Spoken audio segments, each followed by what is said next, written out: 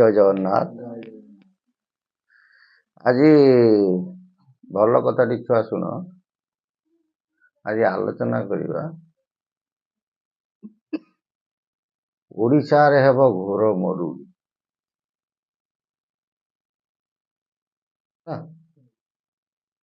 ଆମର ଗୋଟେ ଦିବ୍ୟସିଂହ ଦେବ ଯେତେବେଳେ ତୃତୀୟ ଦିବ୍ୟସିଂହ ଦେବ ଥିଲେ, ତାଙ୍କର 9 ଅଙ୍କରେ ଗୋଟେ ଓଡ଼ିଶାରେ ଦୁର୍ଭିକ୍ଷ ପଡ଼ିଥିଲା। ତାକୁ କୁହନ୍ତି କ'ଣ? 9 ଅଙ୍କ ଦୁର୍ଭିକ୍ଷ।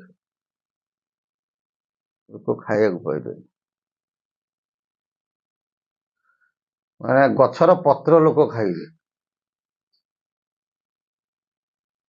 ଇଂରେଜ ସରକାର ସେତେବେଳକୁ ଆମକୁ ଶାସନ କରୁଛି। ହଁ, ତମେ ବା ପଚାରୁଥିଲ ଭାରତ ପୁଣି ମୋଗଲ ଶାସନ ହବ। ସେଟା ସମ୍ପୂର୍ଣ୍ଣ ମିଛ କଥା। ମୋଗଲ ଶାସନ ସରିଯାଇଛି ଭାରତ ଭୂଖଣ୍ଡରେ। ସ୍ୱାଧୀନ ଭାରତ ଯେତେବେଳେ ଥିଲା, ମାନେ ରଜା ରାଜୁତି ଶାସନ ଯେତେବେଳେ ଥିଲା, ଶହୀଦ ପୃଥ୍ୱୀରାଜ ବିଷୟ ଜୟଚନ୍ଦ୍ରକୁ କ'ଣ କଲେ?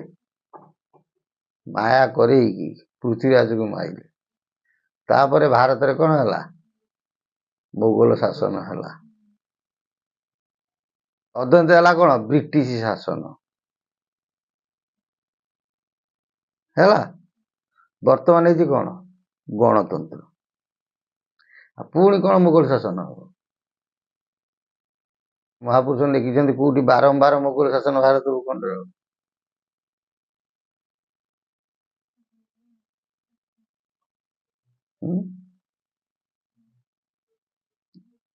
ତମେ ପଚାରୁଥିଲ ଟି ମୋଗଲ ଶାସନ ବିଷୟ? ଏତିକି ମନେ ରଖିଥା, ଭାରତ ଭୂଖଣ୍ଡରେ ଆଉ ମୋଗଲ ଶାସନ। ସେ ଯୋଉ ମହାପୁରୁଷ ଯୋଉ ଲେଖିଥିଲେ ସେ ଅଲରେଡି ସରି ଯାଇଛି ହେଲା। ସେ ଲୀଳା କ'ଣ ହେଲାଣି? ସରିଗଲା। ବ୍ରିଟିଶ ଶାସନ ସରିଲାଣି। ଆଉ ସ୍ୱାଧୀନ ଭାରତ ପରାଧୀନ ହବ? ସାଧାରଣ କଥା ଦେଖୁନ, ଯୋଉଠି ବର୍ତ୍ତମାନ ଭାରତ କ'ଣ ହଉଛି? ବିଶ୍ୱରେ 4ର୍ଥ ସ୍ତରକୁ ଗଲାଣି। ସେତେବେଳକୁ ଆଉ ଖସିବ ନା।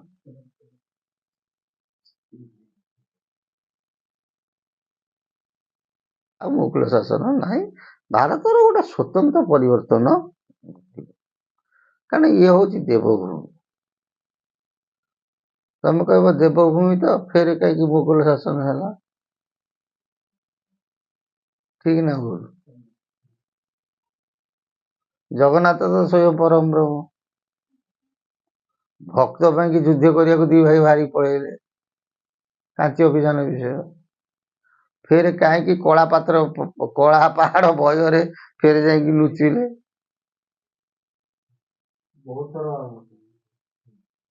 ହେଇନି ନା? ପୁଣି ଦେଖ, ହାଡି ବନ୍ଦାସକୁ ବର ଦେଇଛନ୍ତି କ'ଣ? ମୁଁ ଛତିଆ ଯିବି, ଛତିଆ ତୋର ଶ୍ରୀକ୍ଷେତ୍ର ହବ।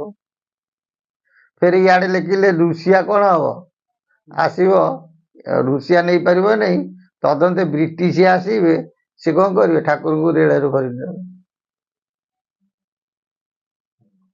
ଏସବୁ ବିଚିତ୍ର। ଇଆଡେ ଜଣକୁ କହୁଛନ୍ତି ମାରେ, ସିଆଡେ ଜଣକୁ କହୁଛନ୍ତି ତୁ ତାକୁ ଛାଡେ। ପ୍ରଭୁଙ୍କ ଲୀଳା ଗୋଟେ ବିଚିତ୍ର।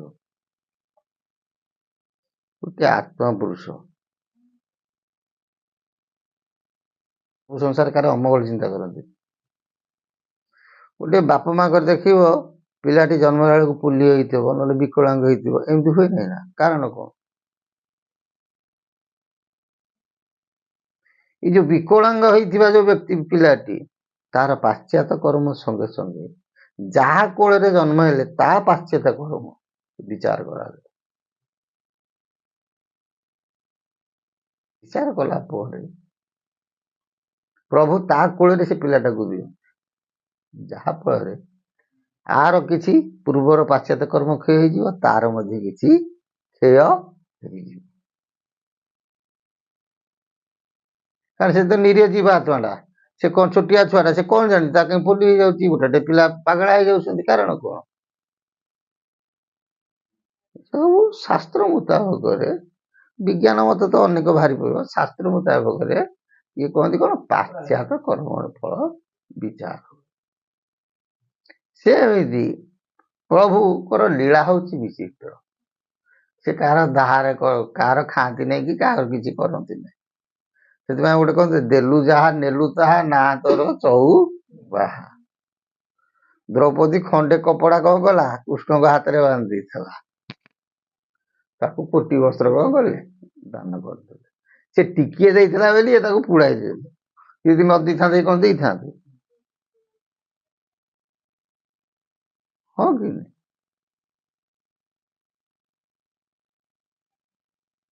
ତେଣୁ ତାଙ୍କ ଲୀଳା ହଉଛି ଗୋଟେ ସ୍ୱତନ୍ତ୍ର ବିଚିତ୍ର ଲୀଳା। କଳି ଯୁଗେ ଯୁଗେ ରହିଛି। ଦାନବଙ୍କ ଗୁରୁ କିଏ? ସେ ଶୁକ୍ରାଚାର୍ଯ୍ୟ। ଯେତେବେଳେ ଆସନ୍ତି ଦୁଷ୍ଟକୁ ସଂହାର କରନ୍ତି, ଫେର ଶୁକ୍ରାଚାର୍ଯ୍ୟଟାକୁ ଛାଡି ଦେଇଯାଆନ୍ତି। ସେ ଫେର ପୁଳେ ଦାନବ ସୃଷ୍ଟି କରିଛି। ଠିକ ନା ଭୁଲ? ସେ ଗୋଟେ ତାଙ୍କର ହଉଛି ଗୋଟେ ଲୀଳା। ଏଇଟା ହଉଛି ମର୍ତ୍ତ୍ୟପୁର ମାୟାପୁର, ଏଠି ପରୀକ୍ଷା ହୁଏ। ଯାହା ହଉ, ଯେମିତି ଦିବ୍ୟସିଂହ ମହାପୁରୁଷ ଲେଖିଥିଲେ ଦିବ୍ୟସିଂହଙ୍କ ନଅକ ପଡ଼ିବ ଦୁର୍ଭିକ୍ଷ କଳଙ୍କ,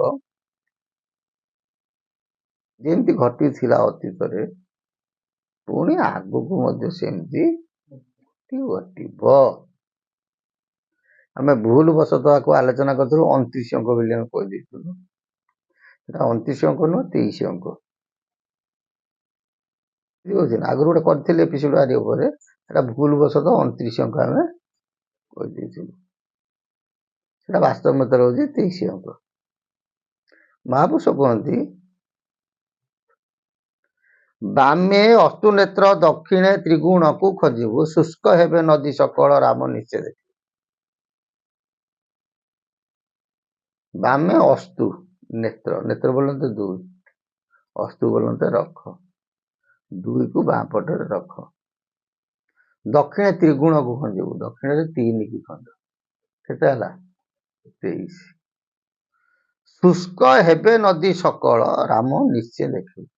କହିଲେ ନଈ ନାଳ ସବୁ ଶୁଖିଯିବ, ପୋଖରୀ ଫୋଖରୀ ଆଉ କିଛି ରହିବ ନାହିଁ, ଏ ସବୁ ଶୁଖିଯିବ। କାହିଁକି? ପଙ୍କି ଅଜେ ଶୂନ୍ୟ ହୋଇବ ପଙ୍କ ଫାଟିଣ ଯିବ, ବିନ୍ଦୁ ନ ପଡିବ ମହିରେ 3 ବରଷ ଯିବ।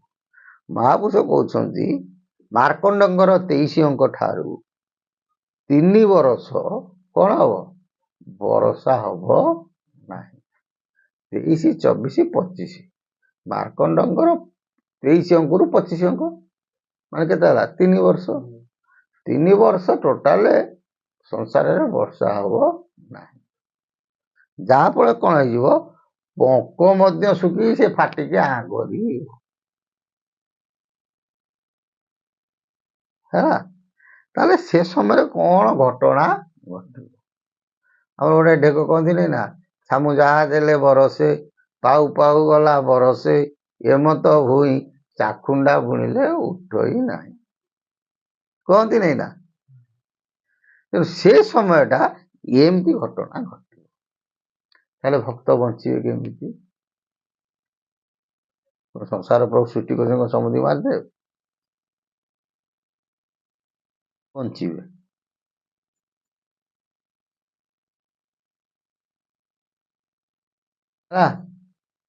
କ୍ଷୁଧା ତୁଷା ନାହିଁ ଏ ଶୂନ୍ୟ ଦେହି ଅଛ ବୁଦ୍ଧେ ହୋଇ। ଏ ଶୂନ୍ୟ ଦେହି ତାଙ୍କର କ୍ଷୁଧା ଅଛି, ତୁଷା ଅଛି। ଆମର କ୍ଷୁଧା ତୁଷା ଅଛି। ଆମେ ଯେତେବେଳେ ସବୁ ଶୂନ୍ୟ ଦେଇ ହେଇଯିବା, ଆମକୁ କ୍ଷୁଧା ତୁଷା ନାଗିବ? ଶୂନ୍ୟ ଦେଇଯିବା ମାନେ ମରିକି ଯିବା କଥା କହୁନି।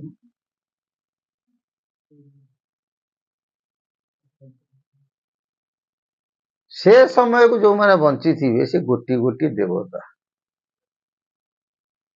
କାହିଁ କହୁଛି? ଆମର ସବୁ ଗୋତ୍ର ଅଛି, ଗୋତ୍ର ନାହିଁ ନା? କାର କଶ୍ୟପ ଗୋତ୍ର, କାର ଭୃଗୁ ଗୋତ୍ର, କାର ପରାଶର ଗୋତ୍ର, କାର ଭରଦ୍ୱାଜ ଗୋତ୍ର, କାର ଜୈମିନି ଗୋତ୍ର, ସବୁ ନାହିଁ ନା? ଆମେ ସେ ଋଷିଙ୍କର ବଂଶଧର।